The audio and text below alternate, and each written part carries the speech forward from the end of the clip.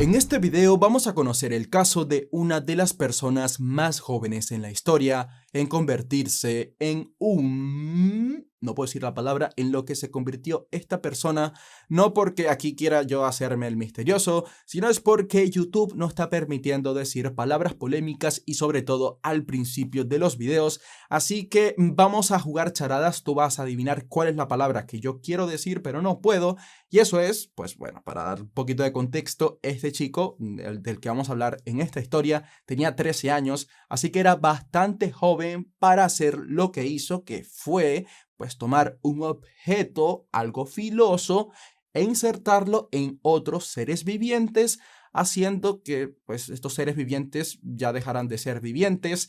Y este chico lo hizo varias veces, haciendo que se convirtiera en un cereal. Entonces, eso es lo que vamos a conocer en este video. Me parece ridículo que yo tenga que estar haciendo esto. Y también, pues, ya han visto que en los últimos videos he estado como que aquí como que modulando un poco el lenguaje. Y no es que yo tenga problemas motrices, que tengo un poco, pero no tanto.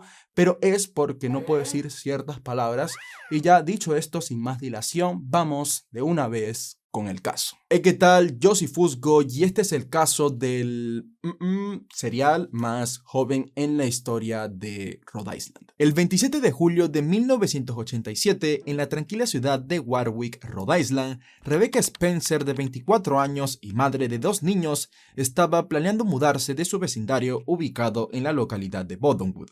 Su contrato de alquiler estaba a punto de expirar y ella esa noche planeaba organizar todo para que con la ayuda de su hermano y una amiga poder empacar las cosas del hogar. Como Rebecca quería evitar cualquier distracción, decidió llamar a su ex esposo y padre de sus 2 hijos de 8 y 4 años para que cuidara de los niños mientras ella organizaba la mudanza, y esa misma mañana este hombre se llevó a los niños. Ya para la noche, Rebecca, junto con la ayuda de su hermano y su amiga, empacaron gran parte de las cosas del hogar para realizar la mudanza en el transcurso de esa semana. Las únicas cosas que se dejaron en el hogar era lo básico para que Rebecca pasara esa noche ahí. Y por eso de las 8:30 p.m., después de comer una exquisita cena preparada por Rebecca, su amiga y su hermano abandonaron el hogar. Rebecca casi nunca se quedaba sola en casa, siempre sus hijos o algún familiar la acompañaba. Pero el quedarse sola tampoco era un problema para ella. Así que esa noche Rebecca cerró todas las cerraduras del hogar, se puso una pijama, apagó las luces y se fue a dormir planeando cómo iba a organizar la mudanza en el transcurso de la semana. Pero, lamentablemente, esta nunca se pudo dar. A la mañana siguiente, el hermano de Rebecca, al regresar del trabajo, se escandaliza al encontrar el cuerpo de su hermana sin vida en el suelo de su casa. La mujer había sido atacada con un cuchillo. De inmediato, este hombre llamó al 911 y cuando llegaron las autoridades no se podía hacer más que analizar quién pudo hacer esto. Todos los ojos de los investigadores estaban sobre los conocidos de Rebecca. Esto porque el autor del crimen no se había robado nada y el cuchillo que usó era el mismo que Rebecca había usado para prepararse su última cena. Su hermano tampoco podía ser el sospechoso, ya que sus compañeros lo vieron en el trabajo y la evidencia indicaba que Rebecca había perdido la vida a horas de la madrugada mientras él trabajaba.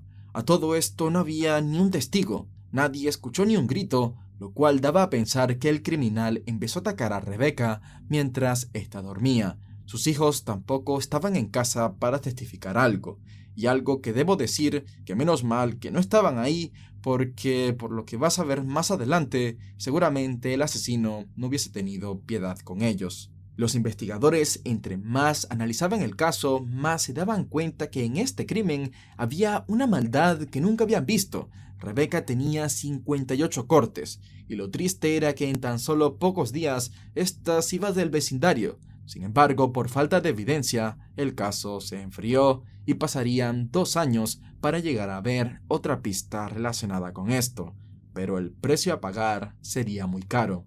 El 4 de septiembre de 1989, una señora de nombre Mary Bouchard junto a una de sus hijas decidió ir a casa de su otra hija de nombre Joan Heaton de 39 años porque simplemente quería saber de ella y de sus 2 nietas, Jennifer de 10 años y Melissa de 8.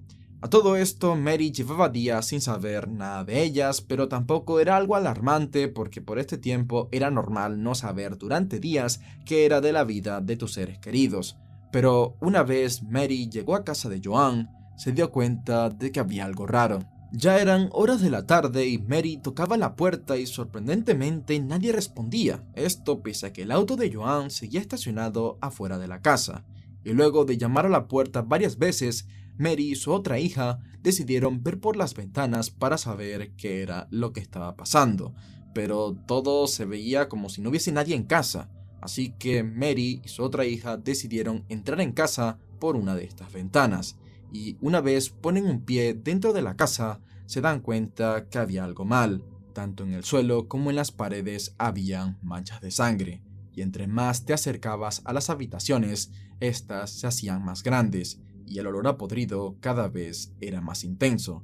Seguido, las dos mujeres encontraron en el pasillo el cuerpo sin vida de Joan junto al de sus hijas, una imagen que Mary no olvidaría por el resto de su vida, ya que hacía tan solo una semana esta estaba disfrutando de un día tranquilo en el centro comercial junto a Joan y sus nietas. Mary de inmediato llamó a la policía y los agentes, al llegar a la escena, tuvieron que llamar por los investigadores más veteranos del condado porque la escena era demasiado triste y caótica. Y lo más aterrador era que Joan y sus hijas vivían a tan solo 2 casas de la casa de donde hace 2 años, de la misma manera, Rebecca Spencer perdió la vida. Y esto alimentaba más la teoría de que este asesino hacía esto por placer, ya que en sus 4 víctimas se pudo apreciar que con una cuarta parte de la fuerza que usó era suficiente para acabar con cualquiera. La policía catalogó a este criminal como un carnicero frenético que parecía disfrutar de cada estocada que le daba a sus víctimas. Por este tiempo, el miedo en Warwick se podía oler en las calles. Los locales empezaron a destinar una buena parte de su dinero en mantener la seguridad de sus hogares. Pero justo un día después de la tragedia, un perfilador del FBI sacó la idea de que por lo frenético que fueron los ataques de este asesino, es probable que éste se haya cortado a sí mismo con su propio cuchillo en una de sus manos mientras estaba cometiendo este crimen. Así que este perfilador le dio como pista a cualquier oficial que patrullara la zona que estuviera pendiente de cualquier sospechoso que tenga algún tipo de vendaje en las manos. Y ese mismo día, mientras patrullaba, un oficial de apellido Pendergast junto con un compañero ven una cara familiar en esa misma localidad donde sucedieron estas tragedias, estando tranquilamente por la calle. Y esa era la cara de Craig Price, un chico de 15 años que Pendergast conocía por ser un chico que estaba yendo por el mal camino con relación a su vida callejera, y lo conocía mejor por un programa de baloncesto que había en esa localidad que tenía como fin incentivar a los jóvenes a alejarse más de las pandillas conforme más abrazaban el deporte. Pero al oficial lo que le llamaba la atención en ese momento era que, tal y como dijo el perfilador del FBI, el sospechoso debería tener un vendaje en la mano por consecuencia de sus ataques, y Craig, el joven de 15 años, tenía una mano completamente vendada. A lo que Pendergast se detiene un rato para hablar tranquilamente con el joven sin intenciones de detenerlo y le comenta que no debería estar por ahí solo en las calles, que si no sabía que hay un asesino suelto en el vecindario, a lo que Craig le responde que sí, él sabía de la tragedia y que hasta vio cómo sacaron los cuerpos de la casa porque él vivía a unas pocas casas de las víctimas. Y en eso los oficiales le preguntan por su vendaje en la mano, a lo que el joven responde de forma jocosa y despreocupada que se lastimó la mano hace un par de noches, que no fue nada, que solo estaba borracho y que rompió de un puñetazo la ventana de un auto en la avenida Keeley. Esta era una respuesta muy rara, ya que cómo a alguien se le ocurre confesarle a un oficial que estaba borracho y que cometió un acto vandálico contra un auto como si nada. Y Pendergast no hacía más que preguntarse si era cierto lo que le habían dicho o si la verdad detrás de esta historia era mucho más terrorífica que la que le habían contado. Seguido de esto, los oficiales se fueron y dentro de la patrulla empezaron a teorizar sobre si este chico de 15 años podía ser el culpable, así que decidieron comprobar si la historia que este les había contado era cierta, por lo que examinaron toda la avenida Keeley y ahí no encontraron ninguna evidencia de cristal en el suelo, y tampoco recientemente se había hecho un registro policial en esa zona de que una ventana de un auto había sido vandalizada. Así que el chico seguramente les había mentido, por lo que las dudas sobre Craig empezaron a aumentar, convirtiéndolo en el sospechoso principal. Pero a todo esto, ¿cómo los oficiales pueden poner a un chico de 15 años como sospechoso principal de semejantes actos tan deleznables? Craig Chandler Price nació el 11 de octubre de 1974 en Warwick, Rhode Island. El chico había vivido toda su vida en esta zona de Bodenwood, que fue en donde sucedieron estos asesinatos. Craig creció junto a sus dos hermanas en una familia trabajadora en la que sus padres siempre querían lo mejor para sus hijos. Esto hacía que a la familia Price no le faltara nada, pero tampoco nada le sobraba. Craig desde una pequeña edad era visto como un chico que quería crecer rápido. A este no le entretenían las mismas cosas que entretienen a los niños de su edad y siempre estaba dispuesto a ayudar en casa, así como también a sus vecinos y amigos. Este hacía cosas como mandados, podar el césped y ofrecía una mano amiga con todo gusto siempre que le necesitaran. Craig en la escuela destacaba mucho por su habilidad jugando al baloncesto y fútbol americano. Siempre fue un chico bastante corpulento para su edad, haciendo que aparentara más de lo que tenía. Así que era como esos chicos de Netflix que dicen tener 15 años, pero pareciera como ya hubiesen pasado por 3 divorcios. Bueno, así era Craig. Esto también porque se la pasaba mayormente con personas mayores. Esto hizo que a partir de los 10 años, Craig sintiera curiosidad por cómo era la vida en la calle. Y así empezaría a verse más involucrado en peleas y en ambientes no tan recomendables para un niño de su edad. Craig era conocido por su carácter violento. Todos le tenían miedo y al chico cada vez más se le veía cometiendo robos y consumiendo sustancias ilícitas. Él ya tenía historial por tener encuentros con la ley desde los 12 años y debido a esto la policía decidió ir más allá y con el permiso de sus padres citaron al chico para hacerle un interrogatorio. Esto a Craig no pareció importarle y en dicho interrogatorio los agentes preguntaron por más detalles de cómo se lastimó la mano y Craig seguía firme en la historia que había contado antes. A los agentes no les convencía esta explicación y le preguntaron a Craig si estaba dispuesto a someterse a un detector de mentiras y el chico dijo que estaba bien, mostrándose confiado en que estaba diciendo la verdad. Pero cuando se le hicieron las mismas preguntas, el detector demostró que el chico estaba mintiendo. Sin embargo, esto no probaba nada, porque puede ser que Craig estuviese ocultando la verdad por otra cosa que no tuviese nada que ver con los asesinatos. Así que los oficiales lo dejaron libre y decidieron recolectar más información de las andadas de Craig. Y ahí se dieron cuenta que este ya había tenido encuentros con la ley por infiltrarse en propiedad privada. Y él manejaba una pandilla juvenil que se enfocaba mayormente en meterse en casas y robar todo objeto de valor que se encuentre dentro. Y lo más alarmante era que la policía, al asustar a uno de los miembros de esta pandilla, el chico confesó que escuchó una vez a Craig decir que quería robar la casa de Rebecca Spencer, y esto pasó pocos días antes de su muerte. Con toda esta evidencia, a horas de la mañana, el 17 de septiembre de 1989, un grupo de agentes decidieron sin previo aviso registrar la casa de la familia Price. Primero tocaron la puerta y el padre de Craig los atendió. Seguido, los oficiales empezaron a registrar el hogar, pero no sin antes dejar a todos los miembros del hogar bajo vigilancia en la sala de la casa. Al momento todos estaban durmiendo y el hecho de que un grupo de oficiales los despierte así tenía a todos los miembros de la familia tensos a excepción de Craig, que una vez le dijeron que se vaya a la sala, este siguió durmiendo tranquilamente. Al cabo de unos minutos en la habitación de Craig, los agentes se toparon con una bolsa negra que sonaba como si tuviera dentro artículos de metal, y cuando se animaron a abrir la bolsa, los agentes no lo podían creer. Dentro habían varios cuchillos bañados en sangre, que más adelante se confirmaron que eran de la casa de Joan Heaton. También dentro de la bolsa había ropa y guantes bañados en sangre que tenían un olor muy mal. Seguido, sin dudarlo, los agentes arrestaron a Craig, mientras le decían que era el sospechoso principal de 3 asesinatos, y pese a que toda la familia Price estaba aterrorizada, Craig mantenía su rostro en completa tranquilidad, como si nada hubiese pasado. Según los oficiales que lo interrogaron, Craig era uno de los mayores psicópatas que habían visto en sus vidas.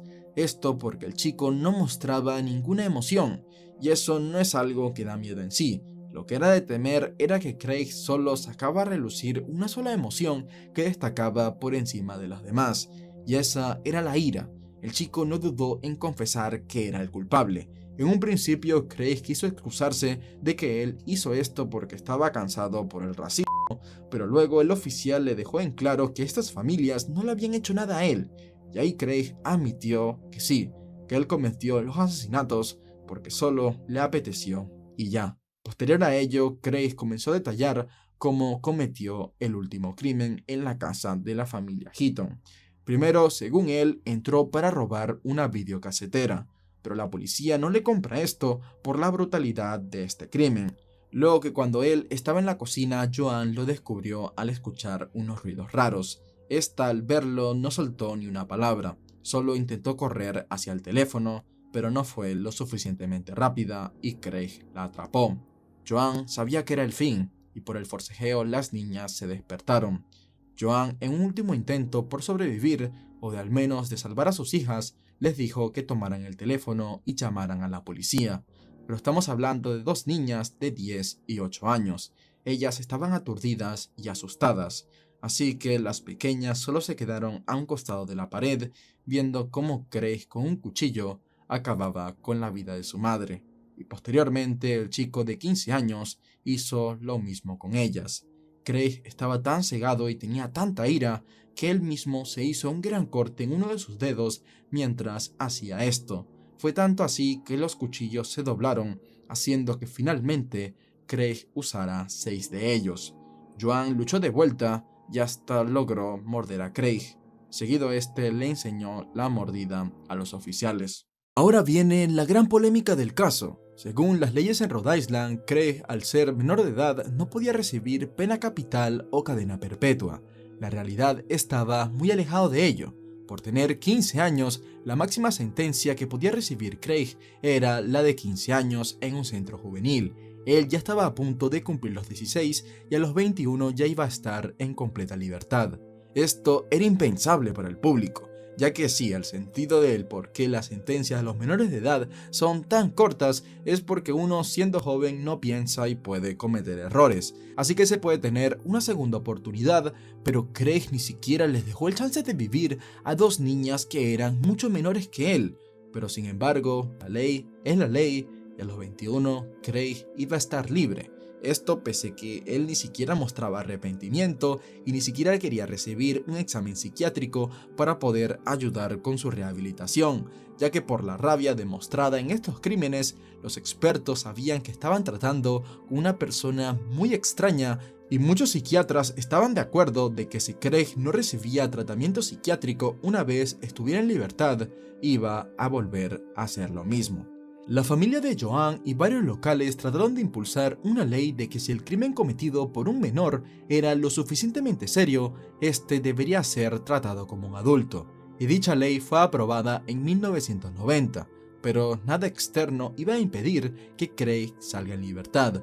Todo Rhode Island estaba atemorizada para cuando llegara ese día, pero afortunadamente nunca llegó.